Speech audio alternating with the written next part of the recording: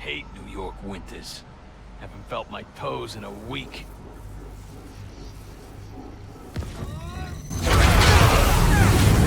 Yes, you read that title right. This is a legit game review. Yeah, I know this isn't something I normally do, but I kind of thought about getting out of my comfort zone and trying something new. And hey, if you guys like it, I may end up doing more reviews for games later. Yeah, hell, maybe TV shows, movies, or whatever. Anyway, so let's just move on past my rambling and just get straight to the review. So let's start with the plot. Spider-Man Miles Morales is about the character, you guessed it, SpongeBob. Anyways, yeah, in this new story in the Spider-Man gaming universe, you play as Miles Morales, a young kid from Harlem who is training under Peter Parker to hone his new Spider-Man abilities. You first start the story around Christmas time, about a year after the events of the first Spider-Man game, trying to help Peter escort a prison convoy to the Raft, a prison for the most notorious supervillains and hardened criminals. Everything goes fine, and by fine I mean Rhino does what Rhino does and smashes up New York while simultaneously letting prisoners escape into the city. Pretty standard day in New York, all things considered. During your fight with Rhino, you discover your ability to conduct bioelectricity, which is aptly named Venom. With that newfound knowledge, you proceed to beat Rhino to a pulp in a pretty entertaining boss fight. And oh, is it a great way to start the new combat, which I'll get into later. After that situation is handled, Peter breaks the news that he will be leaving New York to your hands after he goes off to Symkaria with Mary Jane and Silver Sable. And obviously nothing bad happens. At all.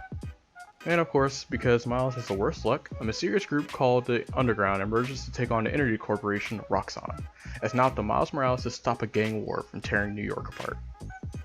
That's about as far as I'll go to get into the story without too deep into spoilers. To be honest, the story was a little predictable, but that didn't stop me from enjoying the stunning cutscenes and climactic moments that occur within the climax, being super emotional. Playing through the bridge scene that was shown in the game trailers was super intense. Rushing around trying to save people during a botched heist just filled me with adrenaline.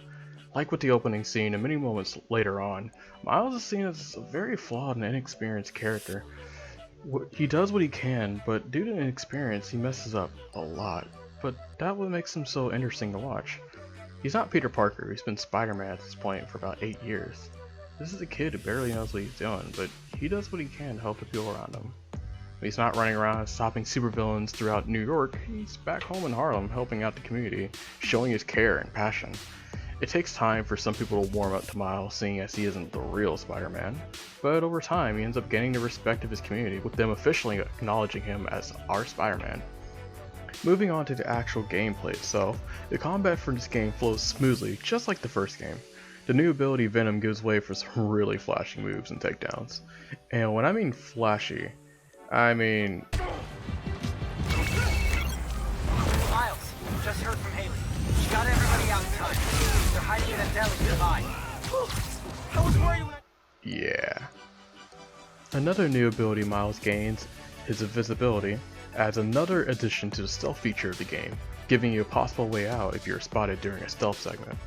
With these new abilities come new spider gadgets. With the standard web shooters, you now have the holodrones, which sends out holograms that fight for you temporarily, the gravity well that pulls all enemies into a particular area, and finally the remote mine that sends out a shock pulse that either stuns or knocks out enemies depending on where you shoot it. In my playthrough, I tended to focus on the mines primarily for stealth, and the gravity well for another crowd control option. The gravity well is usually a hilarious tool to mess with your enemies. And with some combo moves, it makes for some really funny enemy reactions. Then you have a suit and visor mods that give you buffs and other neat tricks depending on which you have installed. All of these abilities, equipment, stylus suits, and a skill tree give for some unique options for character customization. Besides the main story, there are a bunch of things to do around the open world.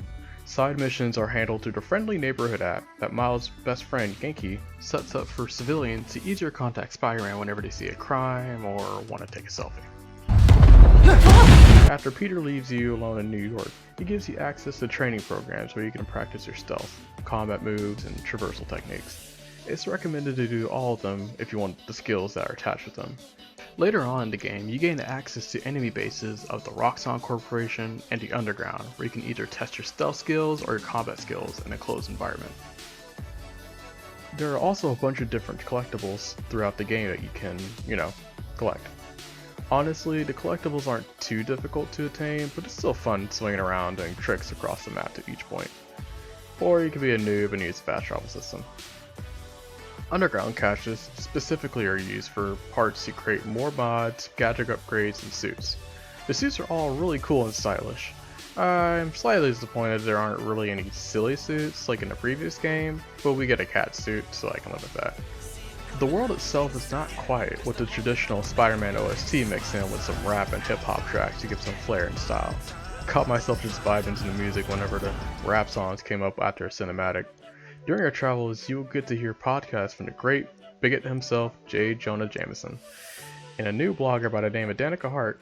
The podcasts are entertaining in themselves and gives the world more life, but if it annoys you, you do have the option to turn them off. The NPCs and enemies also have some speech patterns and often hilarious dialogue.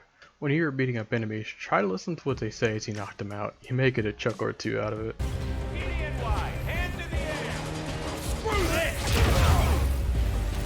Spider-Man Miles Morales is not a very difficult game, especially if you already played the previous title, Marvel Spider-Man.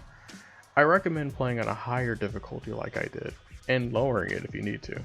It just doesn't seem like fun if the enemies you fight go down 2 or so hits, then you wouldn't be able to pull out as many insane combos. Now just because I said the game isn't very hard does not mean you should expect a cakewalk. The game will punish you if you aren't paying attention. Or if you suck, I guess, I don't know.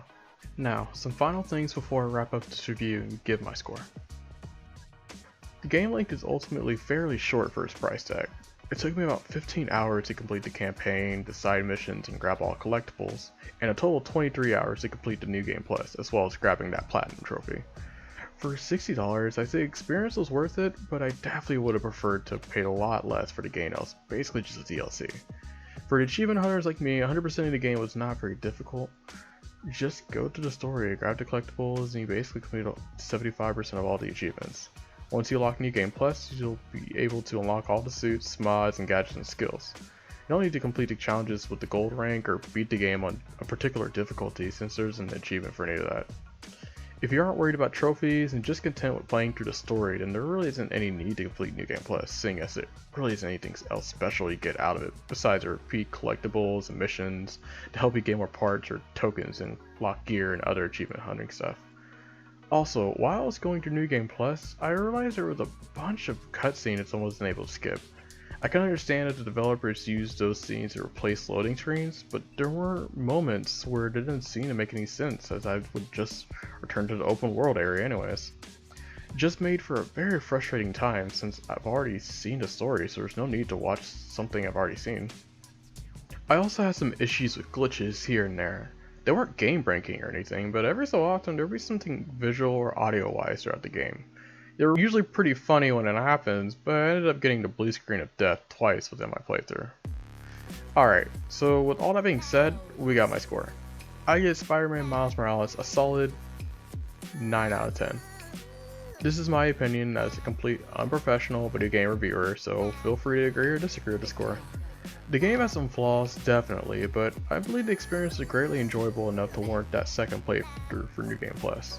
I'd recommend this game to everyone getting a PS5, and for the ones who are unlucky like me to play the PS4 version. I'd imagine playing this with a huge graphic update would look absolutely gorgeous. Well, there you have it guys. I worked pretty hard on this one and I wanted this to be as good as I could make it as an amateur. So, how'd I do? You like it? You didn't like it? Just let me know down in the comments, and if you like it, feel free to like and subscribe, and maybe I'll do more again in the future. Well, I'm Stickman, and hopefully I'll see you guys in the next video.